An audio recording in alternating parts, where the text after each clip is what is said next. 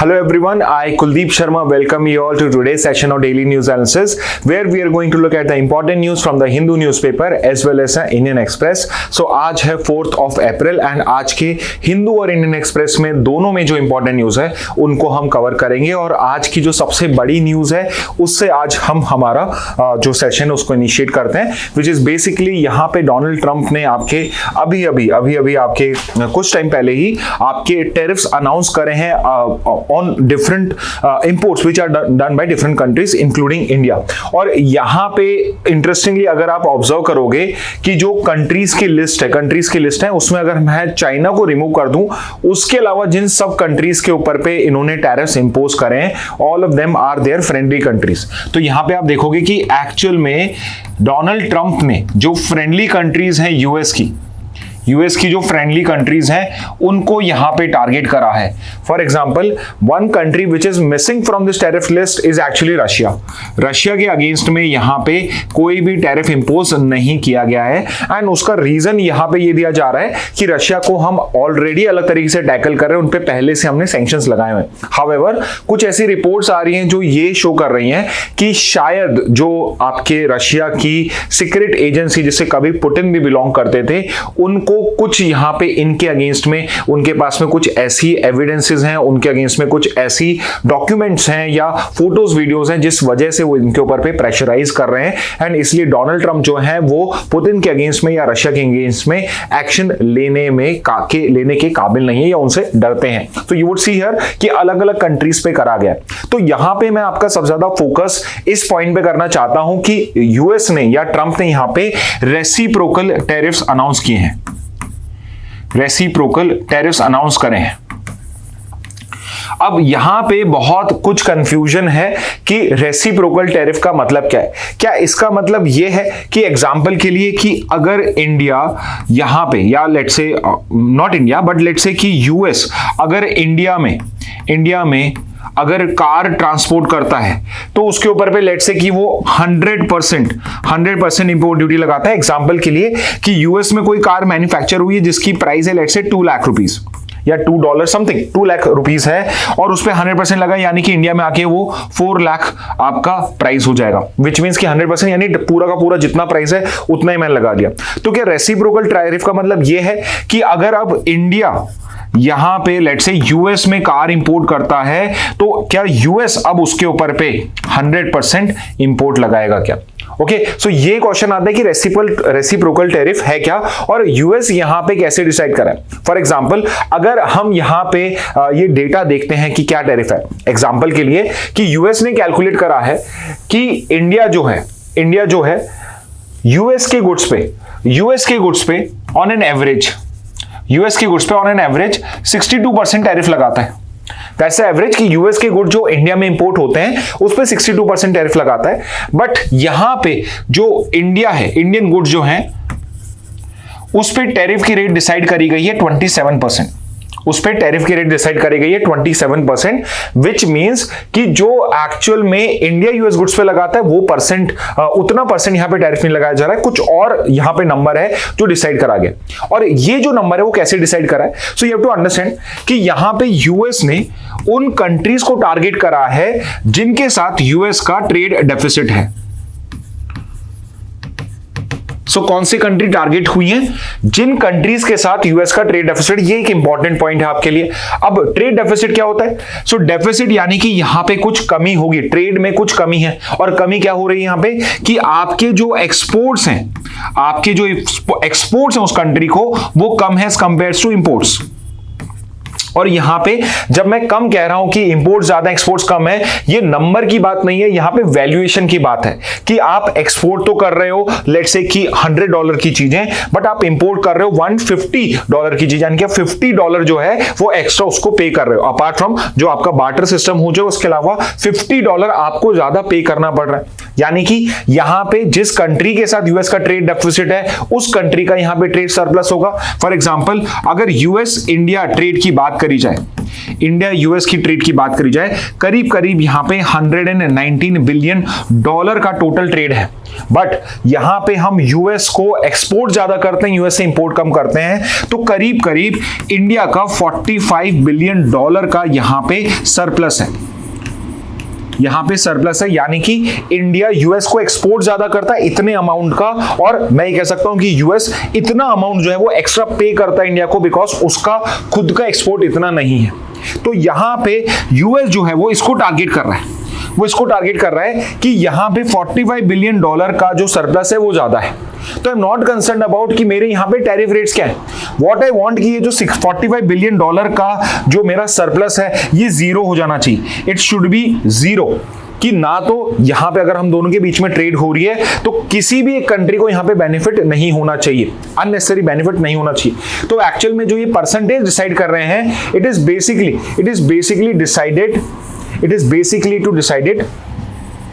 decided to reduce the bilateral trade deficit। और bracket में आप इसको नोट डाउन कर सकते हैं इन टर्म्स ऑफ वैल्यू के अंदर में, not in the terms of number, in terms of value जो ये पर्टिकुलर बायलैटरल ट्रेड डेफिसिट है उसको रिड्यूस करना है। यूएस के साइड से देखेंगे तो ट्रेड डेफिसिट है, हमारे साइड से देखेंगे जो हमें एक्स्ट्रा वहां पे बेनिफिट हो रहा है, ट्रेड सरप्लस हो रहा है, उसको यहां पे कहीं ना कहीं जीरो या नेग्लिजिबल करने के।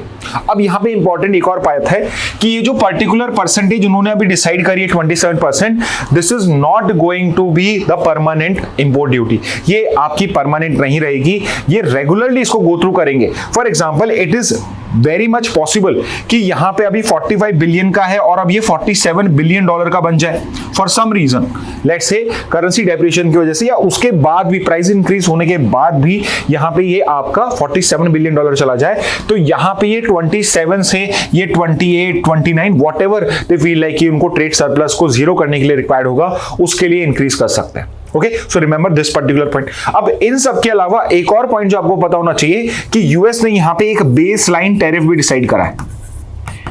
There is a base line tariff also which is 10%। US का बेसलाइन टैरिफ क्या है? 10%। अब ये 10% बेसलाइन टैरिफ क्या है? बेसलाइन टैरिफ का मतलब है कि जहां से बेस इनिशिएट होता है, विच मींस कि आपका उस कंट्री के साथ ट्रेड सरप्लस है, trade deficit, does not matter. आप अगर यूएस में कुछ भी अब इंपोर्ट करेंगे तो उस पर 10% का टैक्स यहां पे आपका कंपल्सरी लगेगा। Okay, so remember this particular fact. इसके अलावा अगर एक दो वन लाइनर की बात करी जाए जो आपको एलेट के लिए, बाकी एग्जाम्स के लिए इंपॉर्टेंट होता है, सो रिमेंबर सबसे ज्यादा जो यहां पे आपका डिसाइड किया गया है नंबर, वो वियतनाम के लिए किया गया as of now. So Vietnam के लिए highest percentage, okay, percentage terms में देखते हैं तो सबसे ज्यादा यहां पे वियतनाम से जो गुड्स आ रहे हैं उनको यहां पे टारगेट करा गया। अगर आप यहां पे देखेंगे तो यहां पे सारा डेटा भी आपको प्रोवाइडेड है। फॉर एग्जांपल वियतनाम के अगेंस्ट में 46% जो वियतनाम से गुड्स आएंगे वहां पे 46% अब टैरिफ लगाया जा रहा है।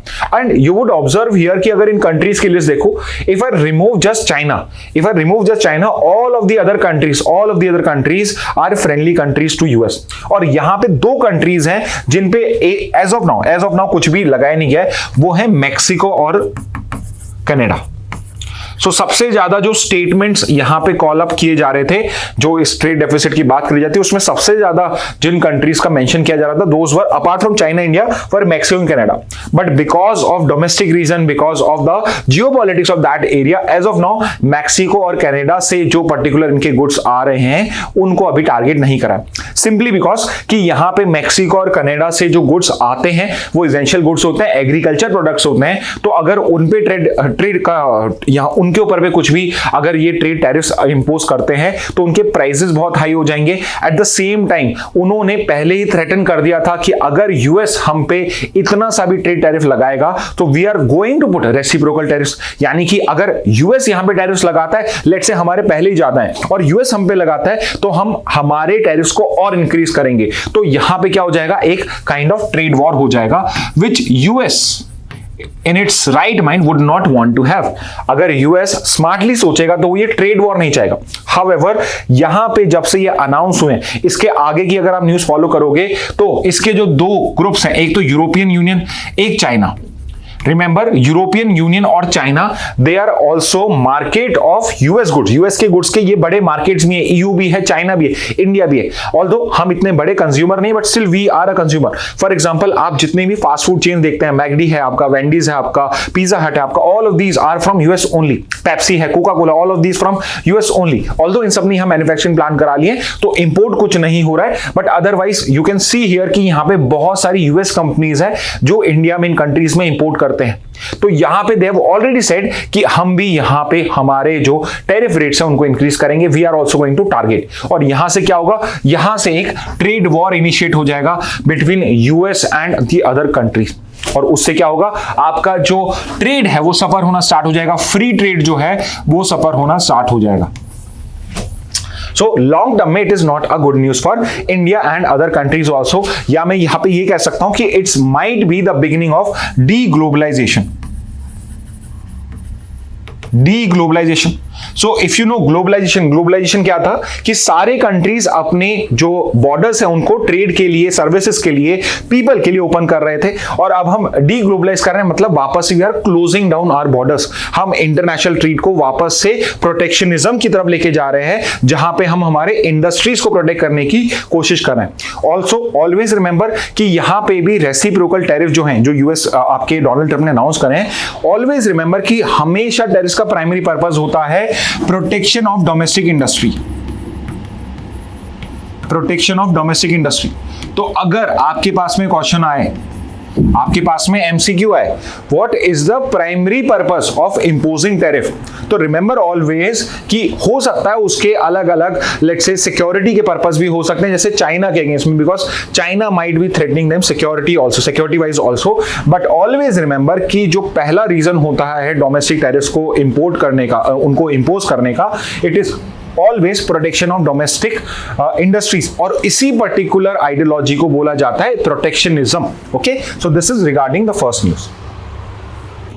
आगे मूव करते हैं नेक्स्ट न्यूज की तरफ। Amid Justice Varma row Supreme Court full court resolves to publish asset of जजेस। तो इसको हम पहले भी डिस्कस कर चुके हैं वैसे तो, बट यहां पे अपडेट यह है कि जो दिल्ली हाई कोर्ट के जज थे जस्टिस वर्मा, उनके घर पे जब एक पर्टिकुलर आग लगी और वहां पे बंडल्स ऑफ नोट्स मिले जो हाफ बंड थे, उससे करप्शन इन जुडिशरी का जो क्वेश्चन है वो बस सामने आया। एंड उसकी वजह से एक और डिबेट इनिशिएट हुआ कि जो सुप्रीम कोर्ट हाई कोर्ट के जजेस हैं, क्या उनके जो एसेट्स होते हैं क्या वो भी पब्लिकली डिक्लेयर होने चाहिए या नहीं होने चाहिए।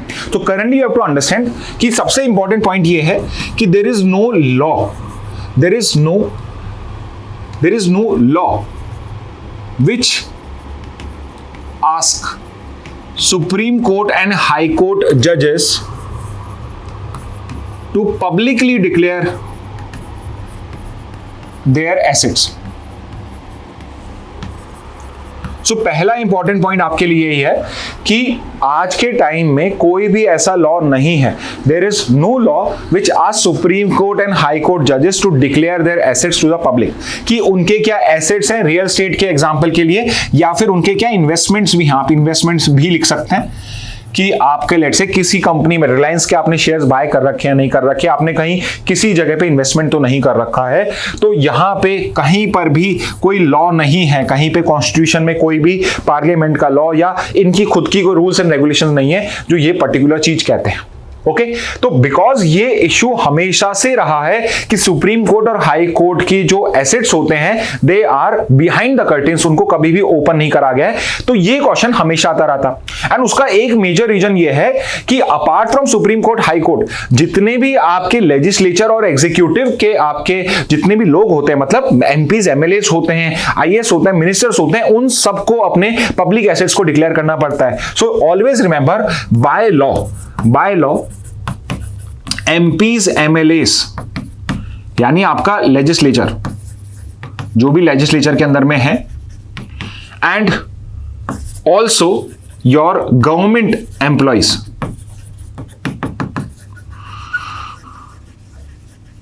मतलब executive, they have to declare they have to declare their public assets.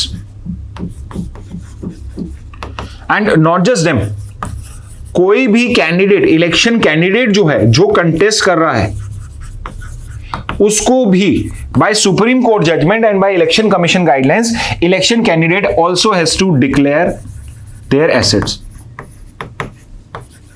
उनको भी डिक्लेयर करने हैं अपने एसेट्स पब्लिक के अंदर में. मोर ओवर एक और पॉइंट इसमें इंपॉर्टेंट ये है कि उनको अपने जो एसेट्स हैं वो डिक्लेयर तो करने ही है, खुद के डिक्लेयर करने, इंक्लूडिंग देयर स्पाउस, उनके हस्बैंड या वाइफ, उनके डिक्लेयर करने पड़ेंगे. एंड उसके अलावा उनके डिपेंडेंट्स, चिल्ड्रंस, उनके भी आपको डिक्लेयर करने पड़ेंगे.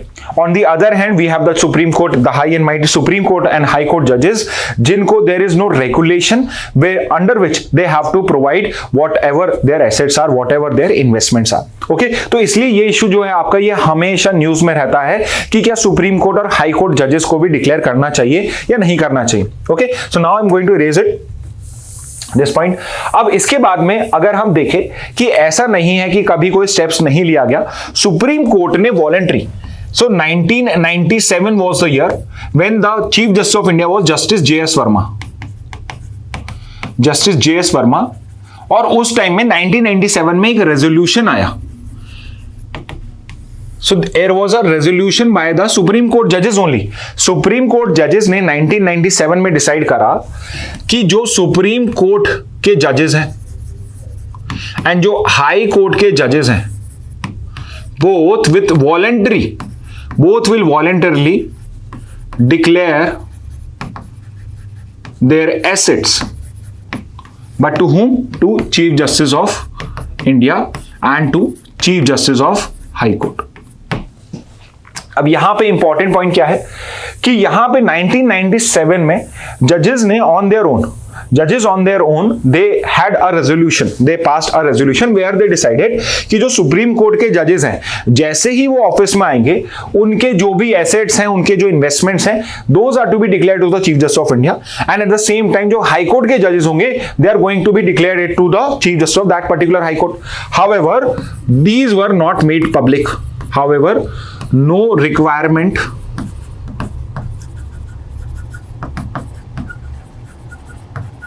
to make it public. So remember 1997 में जब डिसाइड किया गया कि यहां पे जजेस अपने एसेट्स को डिक्लेयर करेंगे, तब ये डिसाइड नहीं किया गया था कि वो पब्लिक होंगे. They would be available with the Chief Justice of India. However इसके बाद भी एक और सुप्रीम कोर्ट के अंदर में एक पीआईएल, हाई कोर्ट में एक पीआईएल फाइल होती है और फिर सुप्रीम कोर्ट इसके ऊपर भी डिसीजन लेता है जिसमें इसको पब्लिक करने का डिसीजन लिया जाता है. तो पहले आता है दिल्ली हाई कोर्ट का जजमेंट. दिल्ली हाई कोर्ट का जजमेंट आता है 2009 में. तो 1997 के बाद 2009 में दिल्ली हाई कोर्ट एक जजमेंट, बहुत इंटरेस्टिंग जजमेंट है.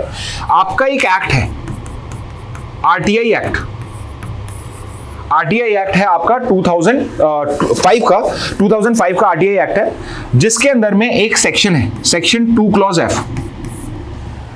आरटीआई एक्ट ऑफ 2005, इसका एक सेक्शन है, सेक्शन 2 क्लॉज एफ, और ये डिक्लेयर करता है, ये डिफाइन करता है इंफॉर्मेशन को. It defines information. And RTI act के अंदर में अगर आप कोई पेटिशन फाइल करते हो, राइट टू इंफॉर्मेशन एक्ट में आप कोई पेटिशन फाइल करते हो, तो जो भी पब्लिक इंफॉर्मेशन है जो 2 क्लॉज एफ में डिफाइंड है, वो सारी इंफॉर्मेशन आप एक पब्लिक सर्वेंट से ले सकते हो. Before this you should know कि जो सुप्रीम कोर्ट और हाई कोर्ट के जजेस होते हैं, they are public servant. They are also public servant.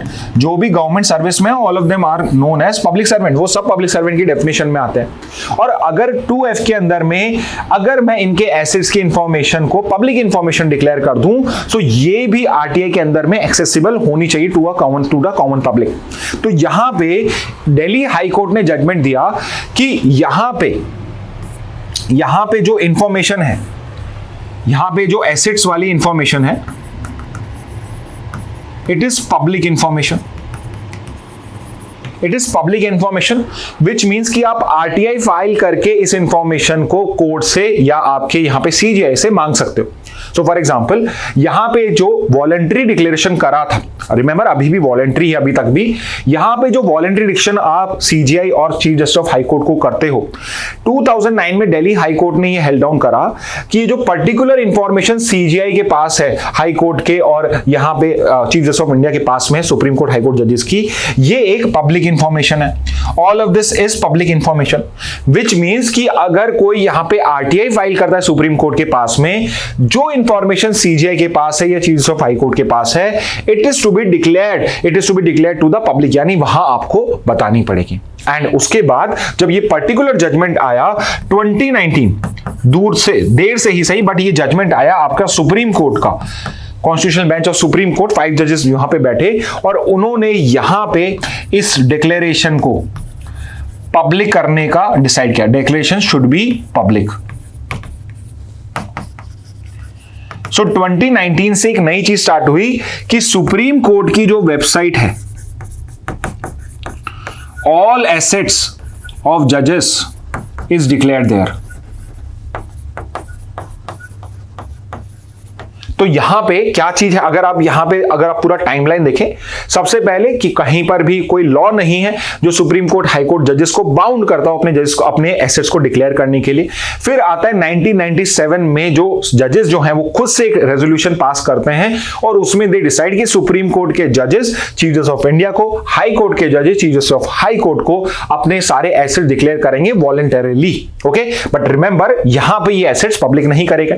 उसके बाद में 2009 में जाके आपका एक दिल्ली हाई कोर्ट का जजमेंट आता है, जहां पे दिल्ली हाई कोर्ट कहता है कि सेक्शन 2 क्लॉज F के अंदर में जो ये information chief Justice of India के पास है, ये एक पब्लिक इंफॉर्मेशन है। And because supreme court high Court के जजेस पब्लिक सर्वेंट होते हैं, तो इन केस कोई आरटीआई फाइल होती है asking for the assets of a particular जज, तो वो इंफॉर्मेशन उनको प्रोवाइड करनी पड़ेगी। उसके बाद थोड़ा लेट बट 2019 में 10 इयर्स लेटर यहां पे सुप्रीम कोर्ट का ही जजमेंट आता है, जिसके अंदर में सुप्रीम कोर्ट ये डिसाइड करता है कि जितनी भी ये इंफॉर्मेशन है it is going to be made public. अब यहां पे इशू क्या हो रहा था कि 2019 में जब ये जजमेंट आता है, 2022 तक तो सारे जजेस वॉलंटरी डिक्लेयर कर रहे थे, बट उसके बाद में जो डिक्लेरेशन थी वो जजेस ने करनी बंद कर दी। By because it was still voluntarily, यहां पे कोई लॉ नहीं कह रहा है उनको बाउंड करने के लिए। So there is a proposal in the parliament, proposal चल रहा है पार्लियामेंट में कि यहां पे बाय लॉ उनको डिक्लेयर करना कंपलसरी कर देना चाहिए। ओके, तो यहां पे ये चल रहा है। एंड बिकॉज अभी ये जब चीफ जस्टिस हाई कोर्ट का ये पर्टिकुलर इशू आया, not chief justice but justice Verma का यहां पे जब ये इशू आया, तो सुप्रीम कोर्ट की फुल कोर्ट अभी करंटली 33 सर्विंग जजेस हैं। So I hope you are aware कि सुप्रीम कोर्ट में टोटल जजेस कितने हो सकते हैं, मैक्सिमम स्ट्रेंथ क्या है। Currently there are 33 serving supreme court जजेस। They have decided in a full court meeting that again they are going to publicly declare their assets.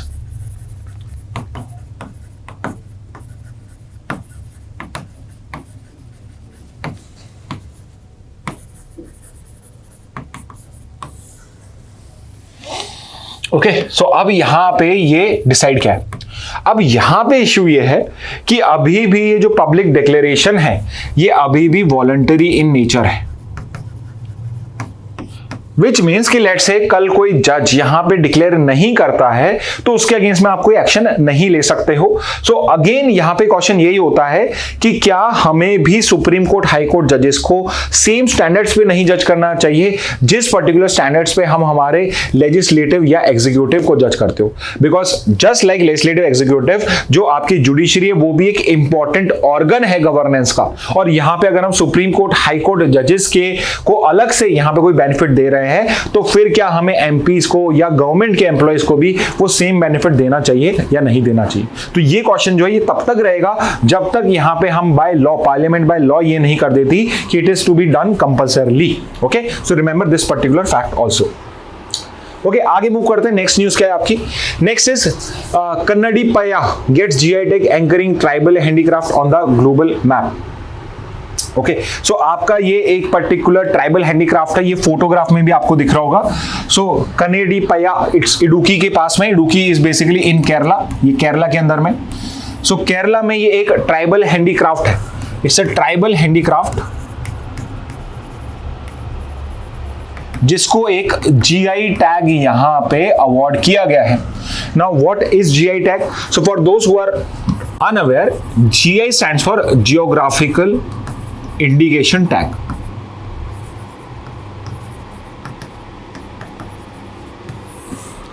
And जो ये जियोग्राफिकल इंडिकेशन टैग होता है, it's as the name suggest, ये basically उन products को दिया जाता है जो एक पर्टिकुलर जियोग्राफी से बिलोंग करता है।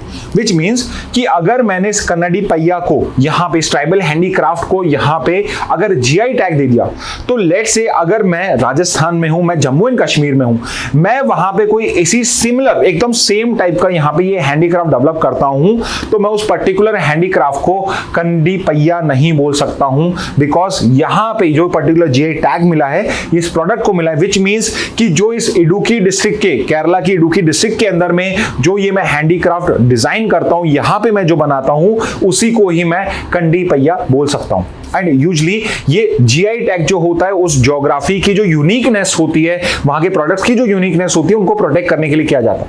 फॉर एग्जाम्पल कि आपने शैंपेन सुना होगा। शैंपेन जो होती है आपकी, it is basically produce in the champagne village of France. और कहीं और पे अगर कोई आपकी ऐसे ड्रिंक बनती है, उसको आप शैंपेन कॉल नहीं कर सकते हो। शैंपेन इज स्पेसिफिकली जो वहां पे बनती है। अब मैं आपको इंडियन एग्जांपल भी दे सकता था, but I wanted to ask you कि इंडिया का फर्स्ट जीआई प्रोडक्ट कौन सा है।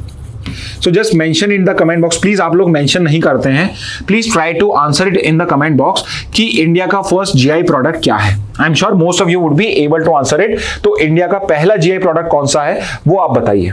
अब यहां पे आपको ये समझना है कि ये जीआई एक्चुअल में है क्या, आता कहां से। तो you have to first understand कि जो ज्योग्राफिकल इंडिकेशन टैग है, it is a type of a IPR. ये एक आईपीआर है। आईपीआर क्या होता है? IPR stands for intellectual property rights. Again IPR stands for intellectual property rights. तो आपकी प्रॉपर्टी जो है वो या तो टेंजिबल हो सकती है या इंटेंजिबल हो सकती है। टेंजिबल इज समथिंग जिसको आप टच कर सकते हो, इंटेंजिबल समथिंग जिसको आप टच नहीं कर सकते हो। तो it is very easy to protect your property जहां पे कोई टेंजिबिलिटी हो। आपकी कार है, आपका कोई लैंड है, आप उसके चारों तरफ फेंसिंग कर सकते हो, कार को आप लॉक कर सकते हो। व्हाट अबाउट दोज प्रॉपर्टी जिनको आप टच नहीं कर सकते? फॉर एग्जाम्पल, मैंने कोई बुक लिखी है। अब वो जो पर्टिकुलर बुक है, उसकी अगर मैंने मल्टीपल कॉपीज बनाई, अब उसके बाद अगर किसी पर्सन के पास में हो जाती है, क्या वो खुद उसको टाइप करके या खुद उसको वो फोटो कॉपी करके नहीं भेज सकता है? तो यहां पे मेरी जो इनटेंजिबल प्रॉपर्टी है या फिर जो मेरी इंटेलेक्चुअल प्रॉपर्टी है, intellectual property of my mind, ये जो प्रॉपर्टी है, इसको कहां प्रोटेक्शन मिलेगी? तो यहां पे आपका जो वर्ल्ड ट्रेड ऑर्गेनाइजेशन है, WTO है, उसने एक एग्रीमेंट साइन किया, TRIPS agreement, trade related aspects of intellectual property rights, TRIPS agreement sign किया, जहां पे हमने आईपीआरस को प्रोटेक्शन देना स्टार्ट किया। सो फॉर एग्जांपल, आपका जो इन्वेंशन होता है उस पे पेटेंट्स मिलता है, आपका जो भी आर्टिस्टिक वर्क होता है उस पे कॉपीराइट मिलता है। ओके, ये दो थोड़े इंपॉर्टेंट है। इसके अलावा ट्रेडमार्क भी एक एग्जांपल हो जाएगा। सेमीकंडक्टर डिजाइन जो है वो एक आईपीआर का एग्जांपल हो जाएगा। इसके अलावा आपका जो जीआई है वो भी आपके ट्रिप्स एग्रीमेंट के अंदर में प्रोटेक्टेड है। ओके, तो WTO का जो ट्रिप्स एग्रीमेंट है उसके अंदर में आपका एक टाइप ऑफ आईपीआर है जीआई, जो आपका प्रोटेक्टेड है, geographical indication tag, and so that यहां पे ऑथेंटिसिटी रहे किसी प्रोडक्ट की, अगर वो किसी ज्योग्राफी से बिलोंग करता है, इसलिए जीआई टैग आपका एलोकेट किया जाता है। अब यहां पे इंडिया के अंदर में हमने क्या लॉ बनाया? तो 1997 में हमने जीआई एक्ट बनाया था।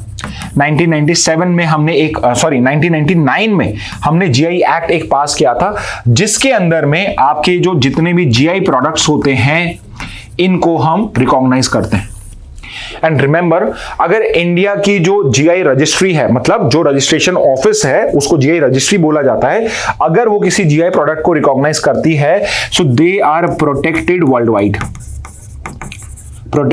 Wide, not just in India. बाहर भी कोई कन्नड़ी पहिया को बना के सेल नहीं कर सकता है कि दिस इज अ कन्नड़ी पहिया, अनलेस वो पर्टिकुलर प्रोडक्ट जो है वो इडुक्की केरला में आपका प्रोड्यूस हुआ। और इस तरीके से आपका जीआई टैग जो होता है वो आपको प्रोटेक्शन प्रोवाइड करता है। ओके, सो आई होप ये अंडरस्टूड होगा। आगे मूव करते हैं नेक्स्ट न्यूज के ऊपर पे। Okay, next is your Axiom space mission India Shubhanshu will fly to ISS in May. तो एक्सियोम का स्पेस मिशन है जो बहुत टाइम से न्यूज में चल रहा था। इंपॉर्टेंटली हमारे लिए इसलिए इंपॉर्टेंट है बिकॉज अगली साल, प्रोबेबली इस साल भी ट्राई कर रहे हैं, बट अगली साल हमारा जो गगनयान मिशन जाएगा उसमें जो एक एस्ट्रोनॉट है, 4 एस्ट्रोनॉट है, उसमें से जो एक एस्ट्रोनॉट है वो उससे पहले एक बार का स्पेस विजिट के लिए जा रहा है और वो इस एक्सियोम स्पेस मिशन के थ्रू ही जाने वाला था। ओके, तो ये जो एक्सियोम स्पेस मिशन है it will fly to international space station in May. तो ये डिसाइड हो गया है कि जो आपका नेक्स्ट मंथ है मई के अंदर में एक्सियोम का स्पेस मिशन जो है वो आपका नेक्स्ट ईयर जाएगा। अब इस एक्सियोम स्पेस मिशन में आपको इंपॉर्टेंट पॉइंट ये पता होना चाहिए कि ये जो स्पेस मिशन है it is done by a company known as axiom.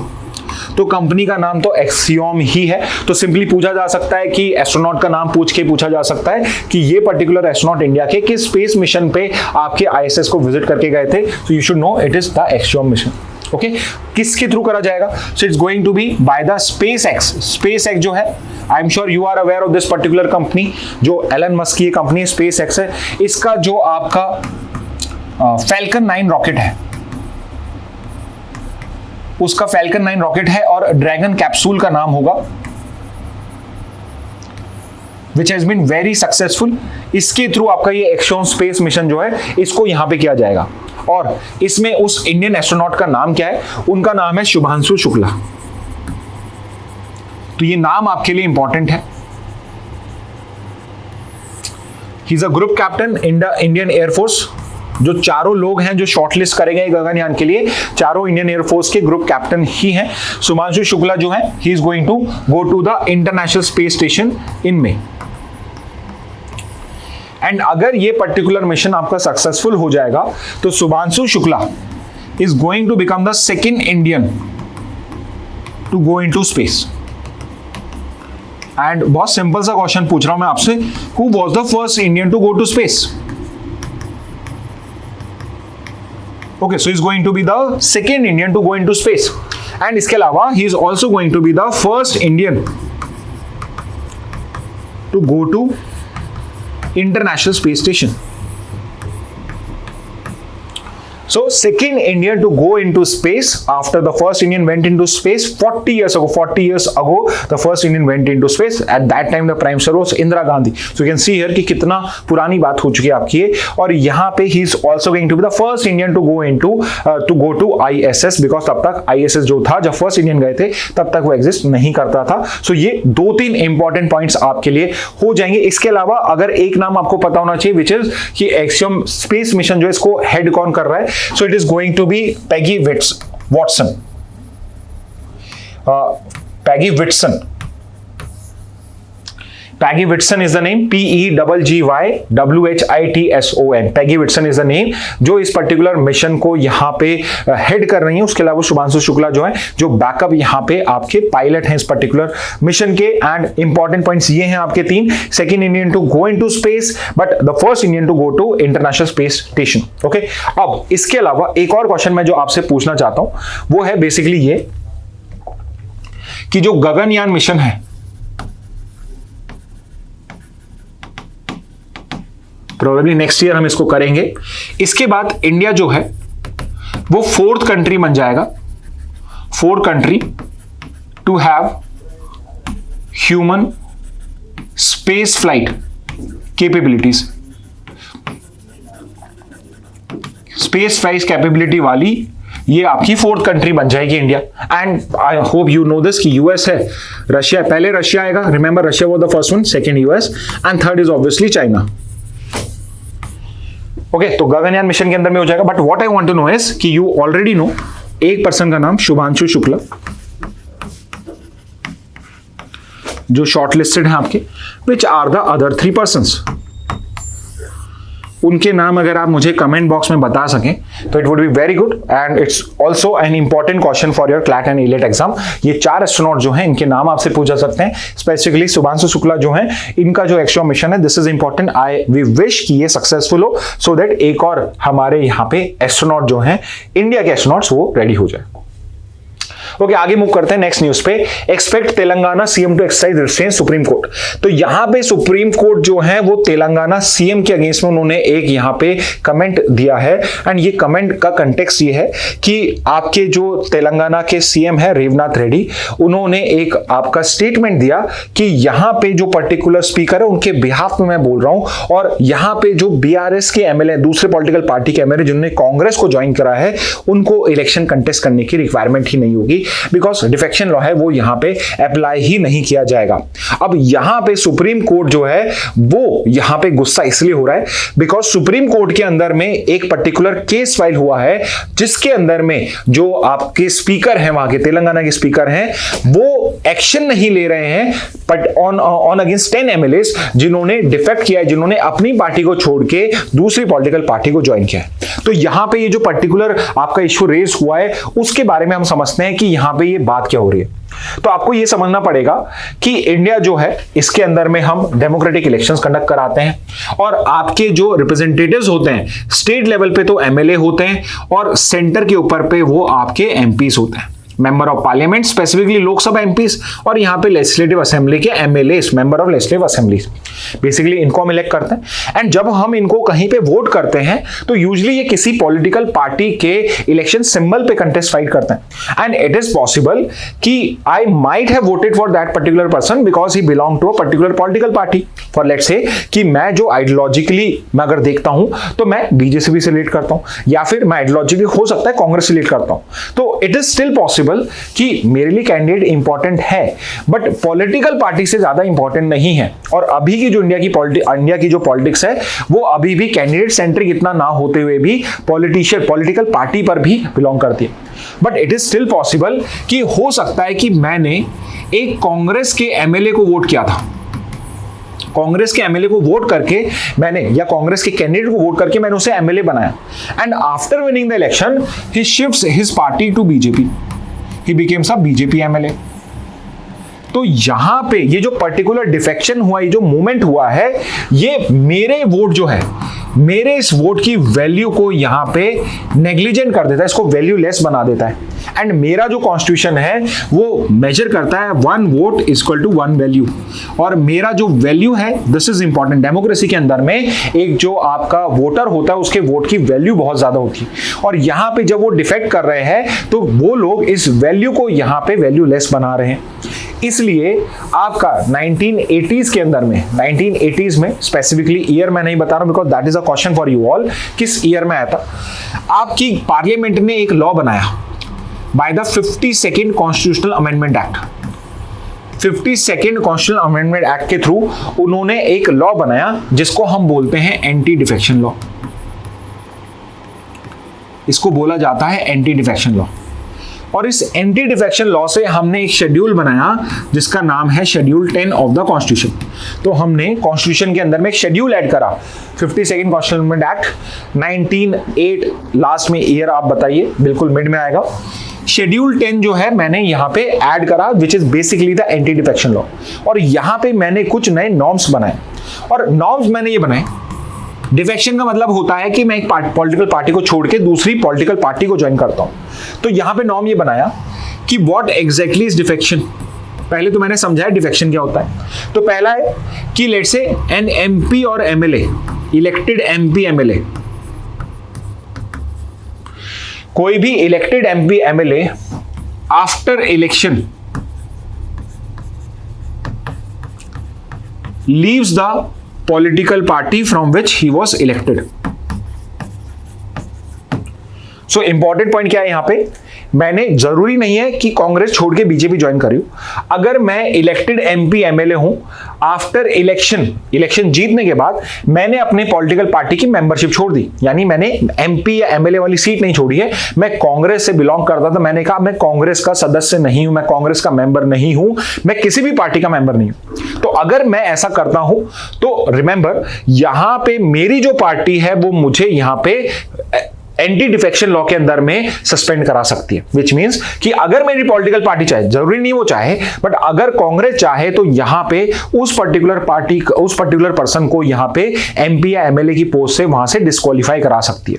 दूसरा क्या है, अगर मैं एक नॉमिनेटेड एमपी हूं, या एमएलए हूं, एमएलए तो होता नहीं है तो नॉमिनेटेड एमपी हूं, मतलब आपके प्रेसिडेंट के पास में 12 मेंबर्स को नॉमिनेट करने की पावर होती है, अलग अलग फील्ड्स के, आर्ट्स है वो से।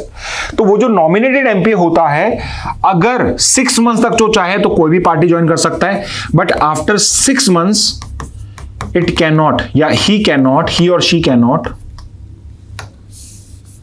6 months he or she cannot join a political party.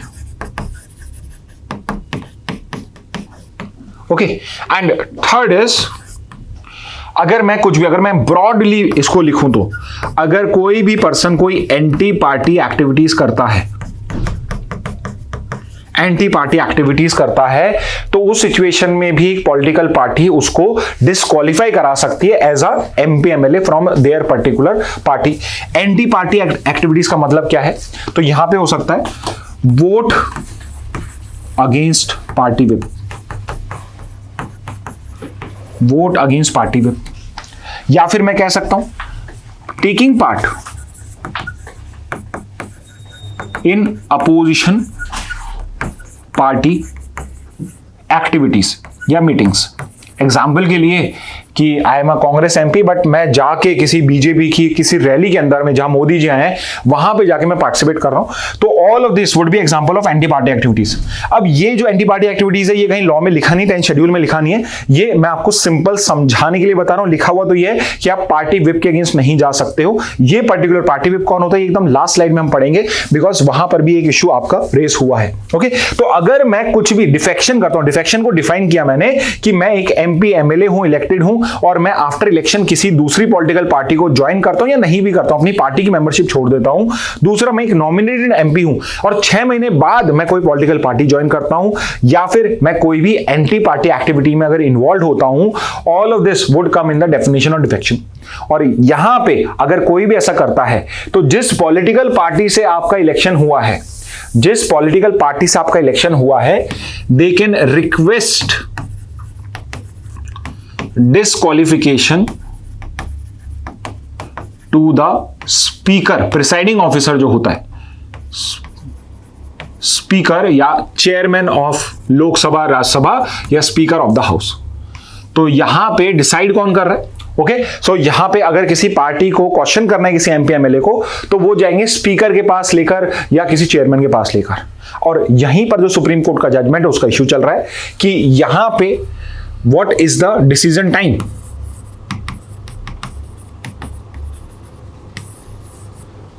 So no regulations provided, no regulation norms। तो यहां पे स्पीकर जो है, यहां पे जो चेयरमैन जो है, उसको मैंने कोई भी नॉर्म्स नहीं बता रखे, मैंने कोई रीजनेबल टाइम नहीं डिसाइड करा है कि यहां पे स्पीकर को 6 महीने में डिसीजन लेना है, 2 महीने में लेना है, 4 महीने में लेना है। सो फॉर एग्जांपल कि लेट्स से कांग्रेस से बीजेपी में कोई मूव करा, बीजेपी की ही पार्टी, स्पीकर भी बीजेपी से बिलोंग करता है, एंड यहां पे स्पीकर जो है उस पर्टिकुलर डिसीजन को डिले पे डिले करता जा रहा है, एंड लेट्स से कि स्पीकर जो है वो 5 साल डिसीजन नहीं लेता है, तो यहां पे वो जो पर्टिकुलर एमपी एमएलए जिसने डिफेक्शन करा है, हाइपोथेटिकली अगर डिसीजन नहीं लिया जा रहा है तो वो कंटिन्यू इन सर्विस रह सकता है, ऑल्दो वो अंदर एंटी डिफेक्शन लॉ यहां पे डिस्क्वालिफाइड हो चुका है। तो यहां पे अभी तक सुप्रीम कोर्ट ने क्या बोला हुआ है, जो प्रीवियस सुप्रीम कोर्ट के जजमेंट उन्होंने बोला है कि स्पीकर या chairman should take a decision in a reasonable time, but the issue with reasonable time is, the issue with reasonable time is कि what exactly is reasonable, who is going to decide what is reasonable, is 2 months enough, 4 months enough, 6 months enough, or is it 15 days also enough? तो यहाँ पे reasonable time क्या होता है वो हमें define नहीं है। तो यहाँ पे सुप्रीम कोर्ट ये कह रहे हैं कि we are not going to be a mock spectator in front of these particular in front of these particular politicians जो यहाँ पे कोई decision ही नहीं ले रहे हैं। And here now Supreme Court might decide कि what is going to be the reasonable time, in what time the speaker should decide whether this particular MP or MLA is disqualified or not। And let's say अगर यहाँ पे कोई dispute हो कि जो particular speaker है वो बायस है, उसने प्रॉपर डिसीजन नहीं लिया या स्पीकर डिसीजन नहीं ले रहा है, तो ये जो पर्टिकुलर स्पीकर का डिसीजन होता है, स्पीकर का डिसीजन ऑन जो डिफेक्शन है, इसको जो जुडिशरी वो वापस से गो थ्रू कर से, it is subject to judicial review in Supreme Court। यानी कि सुप्रीम कोर्ट जो है वो वापस उस डिसीजन को गो थ्रू कर सकती है और वो देख सकती है कि ये as per law, as per regulations properly किया गया है, नहीं किया गया है, ये जो डिसीजन है क्या वो जस्ट है, वो फेयर है, क्या वो रीजनेबल है। ये जो पर्टिकुलर चीज है ये आपका सुप्रीम कोर्ट क्रॉस चेक कर सकता है। ओके, आई होप आपको ये चीज समझ में आ गई होगी कि डिफेक्शन लॉ जो है वो कैसे वर्क करता है और यहां पे सुप्रीम कोर्ट जो है वो अनॉयड क्यों है, बिकॉज यहां पे आपके चीफ मिनिस्टर है वो कह रहे हैं कि मैं स्पीकर के बिहाफ पे बोल रहा हूं। एक पॉलिटिकल पार्टी का पर्सन जो है वो कह रहा है कि जो स्पीकर है उसके बिहाफ पे मैं ही बता रहा हूं आपको कि ये जो एमएलएज हमारी पार्टीज में आए हैं इनको री इलेक्शन की रिक्वायरमेंट ही नहीं होगी, इलेक्शन होने की जरूरत ही नहीं है। यानी कि कहीं ना कहीं आप जो स्पीकर की ऑफिस है उसकी जो मर्यादा है उसको वहां पे नीचा कर रहे हो। At the same time you are somehow speaking in front of the supreme court जब केस चल रहा है कि do not worry, we don't believe कि आप कुछ डिसीजन देंगे, यहां पे हम डिसाइड कर चुके हैं कि क्या होने वाला है। तो इस वजह से भी सुप्रीम कोर्ट यहां पे एंग्री है। ओके, आगे चलते हैं इंडियन एक्सप्रेस में। तो यहां पे Lok Sabha takes up Manipur in dead of night ratifies president rule in less than hour. तो अभी आपका जो वक्फ बिल के ऊपर भी डिस्कशन चल रहा था वो मैंने डिस्कस इसलिए नहीं करा बिकॉज आपका कल परसों 3 दिन से वो डिस्कस हो ही रहा है। So I did not wanted to waste another hour on that particular discussion. हम पहले उसको डिटेल में कर चुके हैं। But at the same time interesting thing was कि आपकी जो लोकसभा है वो 12 घंटे तक, 12 घंटे से भी ऊपर लगातार चलती रही। रात के 2 बजे तक भी उस दिन आपकी जो लोकसभा है वो वर्क कर रही थी। और रात को वहां पे एक और मैटर आता है which is the matter of Manipur. तो I hope you are aware कि मणिपुर के अंदर में आपका एक वायलेंट सिचुएशन चल रहा है। ऑल्दो पिछले 2-3 महीने से जब से प्रेसिडेंट रूल लगा है सिचुएशन थोड़ी वहां पे कंट्रोल्ड है। हाउएवर अभी आपका 2 दिन पहले, अभी 2 दिन नहीं, पिछले कल ही आपका वहां पे मणिपुर के ऊपर पे रात को डिस्कशन हुआ। तो परसों रात को हुआ था, कल वो न्यूज़पेपर में आ नहीं पाए, तो आज वो पर्टिकुलर न्यूज है जो यहां पे कवर हो रही है। तो यहां पे लोकसभा जो है वो मणिपुर का इशू करती है और प्रेसिडेंट रूल को रेटिफिकेशन जो है वो 1 घंटे से कम के डिस्कशन में भी कंप्लीट हो गया। और यहां पे जो अपोजिशन पार्टीज हैं वो ये आर्ग्यू कर रहे हैं कि क्या मणिपुर इतना अनइंपॉर्टेंट है या प्रेसिडेंट रूल को रेटिफाई करना इतना अनइंपॉर्टेंट है कि आप इसको इतने शॉर्ट नोटिस पे कर रहे हैं। You should have first notified the opposition party कि आज का जो एजेंडा है उसमें हम मणिपुर के अंदर में जो प्रेसिडेंट रूल है उसको भी डिस्कस करेंगे और मणिपुर की सिचुएशन को भी डिस्कस करेंगे। एंड अपोजिशन जो पार्टीज है वो ये एलिज कर रही है कि यहां पे जो गवर्नमेंट है वो डिस्कशन को, डिबेट को अवॉइड करना चाहती है on the Manipur because this has been mishandled by the government. कि जो गवर्नमेंट है उसको मिसहैंडल किया उसने, सेंट्रल गवर्नमेंट ने टाइमली एक्शन नहीं लिया, जिस वजह से जो पर्टिकुलर आपकी वहां पे वायलेंस है वो कंट्रोल होने पे नहीं आ रही है। एंड स्पोरेडिकली वहां पे वायलेंस होती है and currently the opposition parties and it is also common knowledge कि वो सिचुएशन इसलिए कंट्रोल में है बिकॉज अभी जो पर्टिकुलर आपका मणिपुर है पूरा फोर्टिफाइड हो रखा है, वहां पे बहुत सारी फोर्सेस